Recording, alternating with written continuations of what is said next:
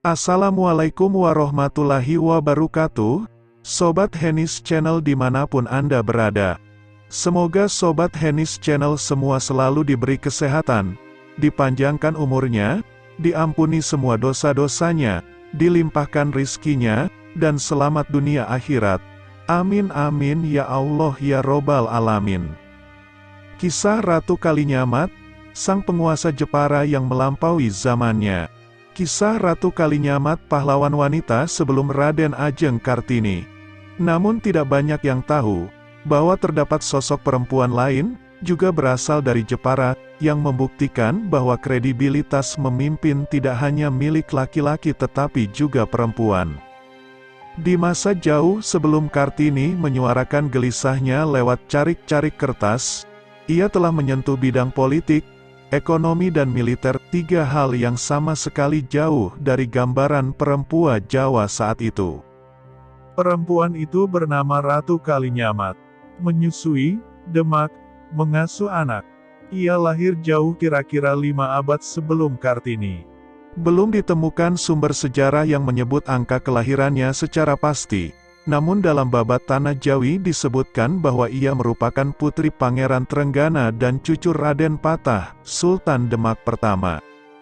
Bernama asli Ratna Kencana, sumber tradisional Jawa menyebutkan bahwa ia menggantikan suaminya Pangeran Hadiri, menjabat sebagai raja di Jepara.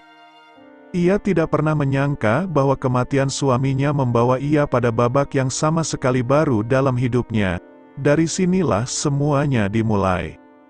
Sepeninggal mendiang suaminya, internal kerajaan Demak diwarnai konflik kekuasaan. Karakternya yang kuat membuat ia dipercaya menjadi tokoh sentral dalam penyelesaian konflik keluarga tersebut. Peran yang dilakukan ini menunjukkan kemampuannya yang melebihi tokoh lain dalam menghadapi disintegrasi kerajaan Demak. Namanya semakin populer di seantero Jepara.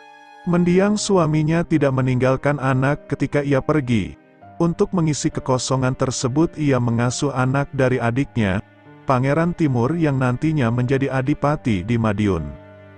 Selain itu sejarah Banten juga mencatat bahwa Kalinyamat mengasuh Pangeran Arya, putra dari Maulana Hasanuddin, Raja Banten tahun 1500-an yang nantinya akan menjadi pengganti Ratu Kalinyamat memerintah Jepara. Ia juga memiliki putri angkat bernama Dewi Wuryan, putri Sultan Cirebon.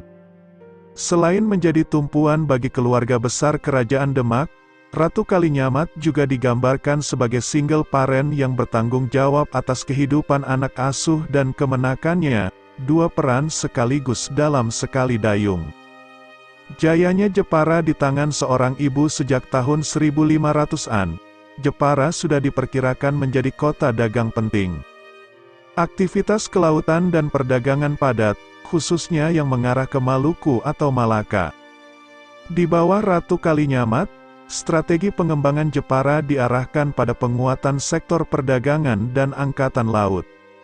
Untuk pertahanan, Jepara menjalin kerjasama dengan Johor, Aceh, Banten, dan Maluku. Satu aktivitas yang pada masanya jarang dilakukan kaum perempuan. Tidak hanya sampai di sana, selama 30 tahun kekuasaannya, tahun 1549 sampai tahun 1579, Ratu Kalinyamat telah berhasil membawa Jepara pada puncak kejayaan dengan amannya wilayah Kalinyamat dan Prawata yang bebas dari ancaman manapun. Sumber Portugis menyebutkan bahwa Jepara saat itu sudah menjadi kota pelabuhan terbesar di pantai utara Jawa dan memiliki armada laut yang besar dan kuat pada abad ke-16. Bahkan ia mampu menampung kapal besar bermuatan 200 ton lebih. Sepak terjang Ratu Kalinyamat jauh melampaui zamannya. Sesuai jabatannya, ia mempunyai pengaruh kuat di bidang politik dan militer.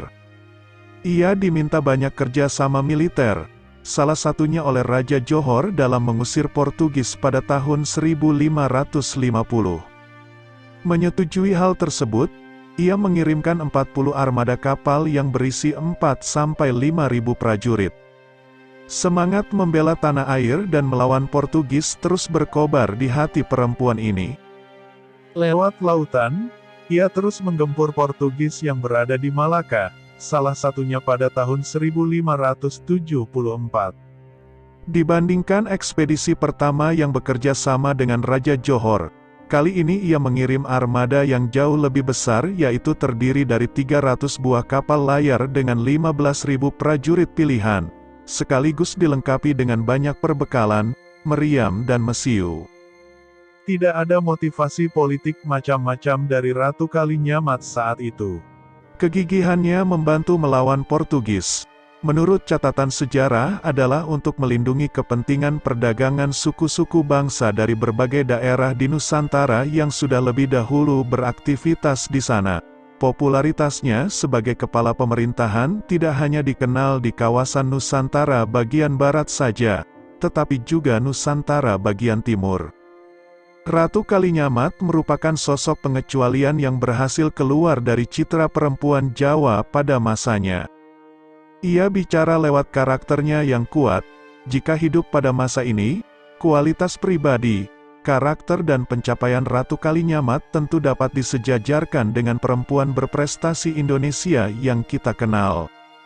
Berkaca dari keberhasilannya, sudah sepatutnya perempuan Indonesia saat ini juga bangun dari 3 kawasan yang terlanjur melekat. Kita sudah hampir lewat abad 21, dunia terlalu keras untuk hanya dihadapi dengan modal masak, macak, manak.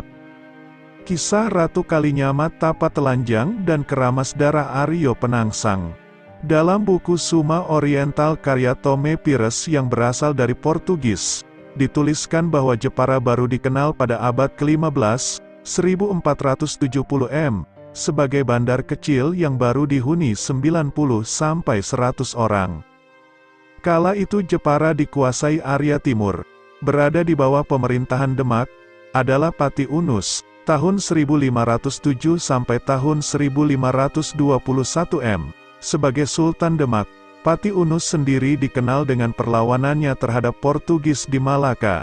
Setelah Pati Unus wafat, kekuasaan dilimpahkan ke tangan adiknya, Sultan Trenggono pada tahun 1536 m.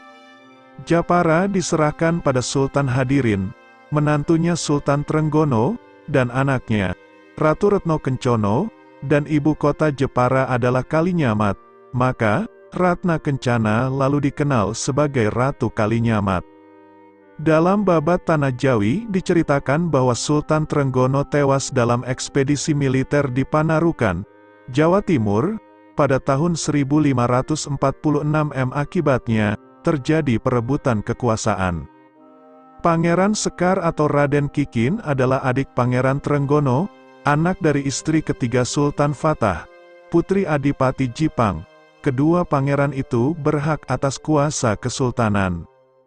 Pangeran Sekar lebih tua dari Pangeran Trenggono, tapi Pangeran Trenggono adalah anak dari istri pertama Sultan Fatah, putri Sunan Ampel. Sultan Trenggono pun merasa berhak menjadi Raja Demak. Pangeran Prawata, anak Sultan Trenggono, lalu membunuh Pangeran Sekar di pinggir sungai sehingga dikenal dengan nama Pangeran Sekar Sedo Inglepen.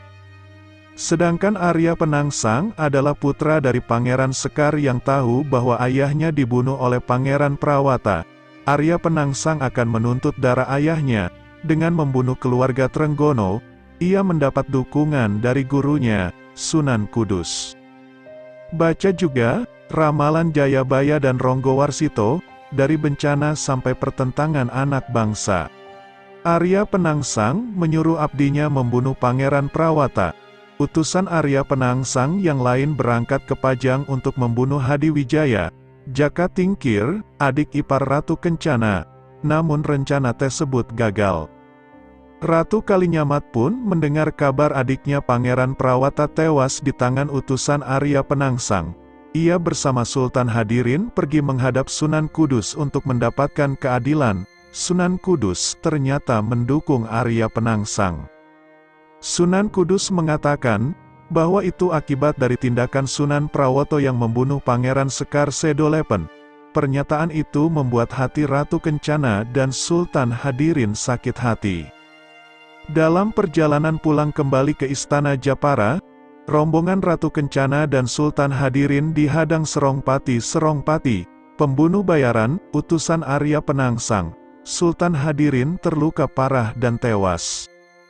Kehilangan dua orang yang dicintai, membuat Ratu Kalinyamat bersedih hati. Ia pun bersumpah akan membalas dendam kematian mereka. Ia bertekad tapa telanjang atau Topo Wudo dan akan selesai setelah berhasil memakai Kapala Haryo Penangsang sebagai alas kaki. Ia bersumpah, ora pisan-pisan ingsun jengkar saka tapa ingsun yen durung iso kramas getihel lan keset jambule Aryo Penangsang. Artinya ia tidak akan menghentikan laku tapanya jika belum bisa keramas rambut dan darah Aryo Penangsang. Ratu Kalinyamat melakukan ritual tapa telanjang. Mula-mula dilakukan di Gelang Mantingan, lalu pindah ke desa Danarasa, berakhir di tempat Donorojo Tulakan Keling Jepara. Haryo Penangsang berhasil dibunuh Sultan Pajang, R. Hadiwijaya, lewat Senapati Perang Danang Sutowijoyo.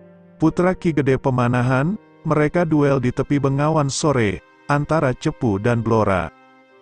Ritual itu berakhir setelah Sultan Pajang menghadap Ratu Kalinyamat sambil menenteng penggalan kepala Aryo Penangsang dan semangkok darahnya.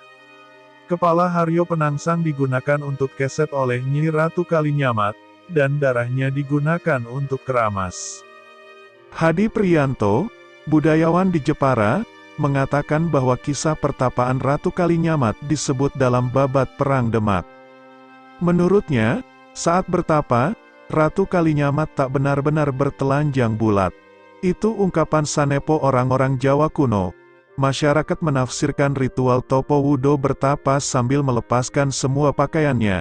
Padahal, Topo Wudo, yang dilakukan Ratu Kalinyamat bukan dengan bertelanjang, melainkan meninggalkan semua atribut kerajaan sebagai ratu, berbaur dengan masyarakat desa, tuturnya.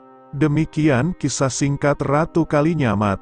Terima kasih sudah menyaksikan video-video dari Hennis Channel, semoga dapat bermanfaat.